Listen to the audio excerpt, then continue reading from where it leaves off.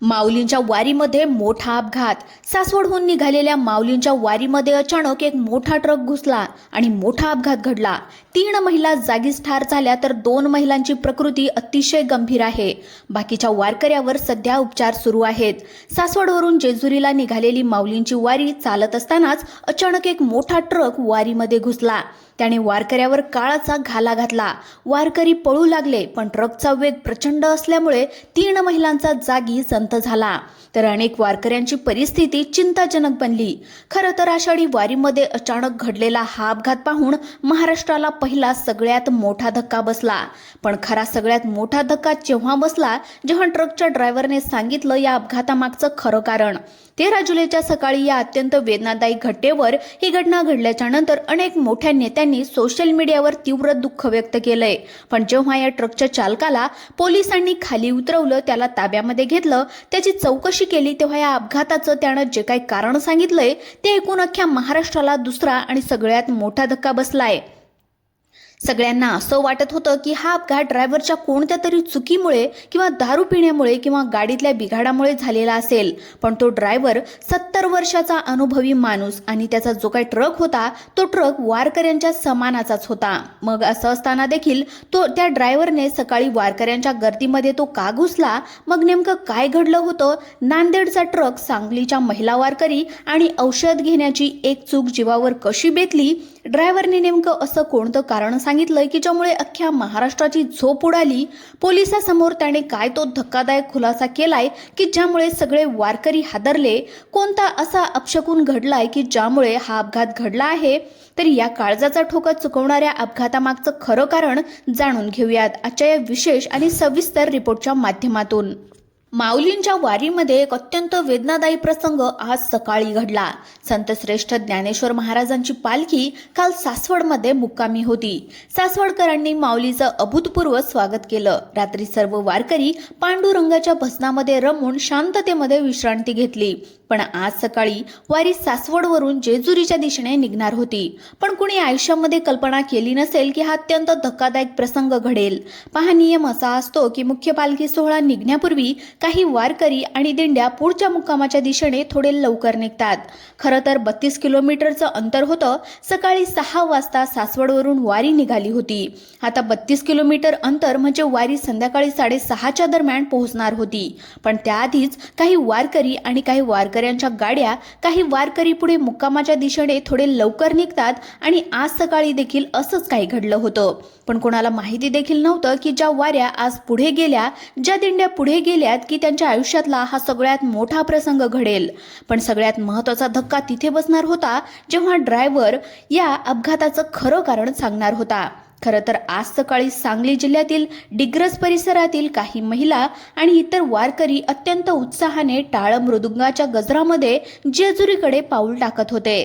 जेजुरी हे साक्षात खंडोबाचं स्थान असल्याने प्रत्येक वारकऱ्याला भोवऱ्यांची उधळण पाहायची होती. विठुरायाच्या चरणी नतमस्तक व्हायचं होतं. सासवड ते जेजुरी या रस्त्यावर प्रशासनाने सुरक्षेसाठी एका बाजूने वारीचे मार्ग आणि दुसऱ्या बाजूने वाहने सोडण्याची व्यवस्था केली होती. अत्यंत शिस्तीमध्ये सगळं काही घडलं होतं. पण नीतीच्या मनामध्ये आज काहीतरी वेगळं चाललं होतं. अत्यंत दुःखद असं घडणार होतं ज्याची कल्पना कुणालाच नव्हती. पुढे घडणार होता तो ट्रकचा भयानक अपघात. पण ज्याचं कारण जेव्हा ड्रायव्हरने सांगितलं त्यानंतर सगळ्यांना सर्वात मोठा धक्का बसणार. सकाळचे काही तास उलटले. वारी जेजुरीच्या अगदी जवळ आली होती. भोंगळे महापरिसरामध्ये पोहोचली होती. वारकरी आनंदात विठुनामाचा गजर करत चालले होते. पण अचानक वारीच्या मागच्या बाजूने येणारा मोठा ट्रक वेगाच्या मर्यादा ओलांडून चालकाचं नियंत्रण सुटल्यासारखा थेट चालत आला वारकऱ्यांच्या दिशेने. आता तो जो काही ट्रक होता, सुरुवातीला ही दिंडी पुढे पुढे चालत होती. आता संख्या अतिशय कमी होती कारण की मुख्य दिंडी पाठीमागून येत होती. आता हा जो काही ट्रक होता हा बाहेरचा नव्हता. चक्क वारकऱ्यांचा जो शिधा असतो त्यांचं सामान असतं, तर तोच वाहून नेणारा हा ट्रक नेहमी वारकऱ्यांच्या पुढे मागे चालणारा ट्रक होता. त्याच्यामुळे जो ट्रक जरी मागे पुढे चालत असला तरी त्याला कोणाची भीती वाटत नव्हती. पण आज अक्षरशः त्या ट्रकचा आवाज बदलला. कारण की तो ट्रक अनियंत्रित झाल्यासारखा पुढे येऊ लागला. सुरुवातीला सगळ्यात आधी हा ट्रक जो आला तर तो ट्रक पुढे पुढे आल्याच्या नंतर त्याने वारकऱ्यांच्या टेम्पोला आणि 20 वारकऱ्यांना त्या ठिकाणी तिथे धडक दिली. आता कार आणि ट्रकच्या धडकेनंतर वारीमध्ये एक मोठी पळापळ आणि गोंधळ निर्माण झाला. सगळ्यात पहिला दणका त्याने दिला ज्या वारकऱ्यांनी यांच्या टेम्पोला. आता त्या टेम्पोसोबत तिथे 20 वारकरी देखील होते आणि पाठीमागून जोरदार धडक बसल्यामुळे कुणाला काहीच कळालं नाही. आता अपघात तर तिथे घडला होता, पण पुढील 10 मिनिटांमध्ये जे काही सत्य बाहेर येणार होतं त्याने सगळ्या देशामध्ये अगदी खळबळ उडणार होती. खरं तर तो जो काही ट्रक होता तर तो त्या टेम्पोला धडकला आणि अख्खं आनंदाचं वातावरण एका सेकंदात मोठ्या किंकाळ्यांमध्ये बदललं. लोक रस्त्याच्या कडेला उड्या मारू लागले, कारण की या अपघातातील भीषण सांगली जो काही अपघात होता तर सांगली जिल्ह्यातील 3 महिला वारकरी ज्या होत्या तर या अपघाताच्या कचाट्यामध्ये सापडल्या होत्या. आता त्यांच्यामध्ये या ज्या काही महिला होत्या या कदाचित त्या फार पाठीमागे असल्यामुळे त्यांचं त्या ठिकाणी तिथे त्या आलेल्या होत्या. पण त्यानंतर 15 ते 16 जे काही वारकरी होते जे देखील या महिलांसोबत त्या ठिकाणी होते तर त्यांची देखील परिस्थिती अत्यंत क्रिटिकल बनली होती. मग आता घटनास्थळी नेमकं काय वातावरण होतं? आता ही जी काही घटना होती ही घटना घडलेली होती. खरी इथे 3 महिला वारकरी आणि 15 ते 16 महिला वारकऱ्यांचा हा विषय या ठिकाणी घडला. आता त्यानंतर सोशल मीडियावर अनेक कमेंट्स, अनेक गोष्टींचा पूर आला, कारण की एक प्रकारे वारीला लागलेलं गालबोट होतं. पण कारण आता खरं उघडकीस येणार होतं.